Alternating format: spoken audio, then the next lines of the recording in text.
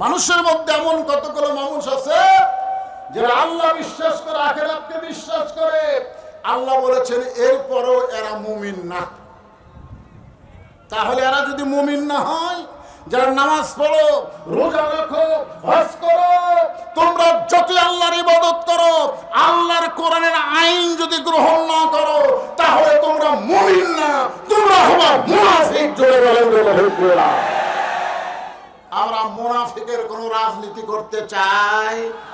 মুনাফিকের কোনো আইন নীতি মানতে চাই?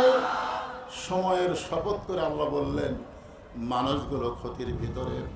এই ক্ষতি থেকে যদি তোমরা বাঁচতে চাও, 1 নম্বর হলো ঈমান। এই ঈমান সম্পর্কে সাহাবীরা বললেন, রাসূলুল্লাহ, ঈমান সম্পর্কে আমরা একটু জানতে চাই। রাসূল বললেন, ইকরার বিল লিসান, তাসদীক বিল জানান, আমল বিল আরকান, এরই নাম হলো ঈমান। জবানে বলতে হবে লা ইলাহা ইল্লাল্লাহ। আমাদের বাংলাদেশে লা ইলাহা ইল্লাল্লাহ ঝাঁকি কি কম আছে? অনেক সময় ঝাঁকির চোটে লা ইলাহা বাদ দিয়ে খালি ইল্লাল্লাহ মারে। জোরে কোন কথা ঠিক না?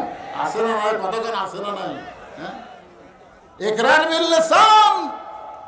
স্বাধীনতার 9 মাসে এ লা ইলাহা ইল্লাল্লাহর জিকির বাংলার জমিনে মুসলমানের চাইতে হিন্দুরা বেশি করছে। হিন্দুরা বেশি করছে। কারণ আর্মিদেরকে দেখলি তারা বলতো লা ইলাহা ইল্লাল্লাহ, লা ইলাহা ইল্লাল্লাহ, বিলকুল ঠিক হয়। আমার এলাকায় হিন্দু বলেছে, মৌলানা সাহেব, মুসলমানের কলমার দাম আছে। তা আমি কইলাম, আপনি হিন্দু হয়ে মুসলমানের কলমার দাম কেমনে বুঝলেন? বলে, যুদ্ধের সময় বুঝেছি। এই কলমা কইয়া আর্মির গুলি থেকে বাইচা গেছি। আমি কইলাম, দাদা, শুধু মুখে কলমা রাখার কারণে আর্মির গুলি থেকে যদি আপনি বাঁচতে পারেন, তাসদিক বিল জানান, এই কলেমা যদি কলিজার মধ্যে জায়গা দিয়ে আমল করতে পারেন, জাহান্নামের আগুন থেকে আল্লাহ বাঁচায় দিবে। তাহলে শুধু মুখে মুখে কলেমার জিকির করলে হবে না, মুখে মুখে কলেমার জিকির করলে হবে না। তাসদিক বিল জানান, এই কলেমা কলিজার মধ্যে জায়গা দেওয়া লাগবে। কলমা যদি কলিজার মধ্যে জায়গা পায়, তখন ইমানদারের অবস্থা কেমন হবে? তখন ইমানদারের চরিত্র কেমন হবে? একটা দৃষ্টান্ত দিই। আমার কথা কি আপনারা বুঝতে পারতেছেন?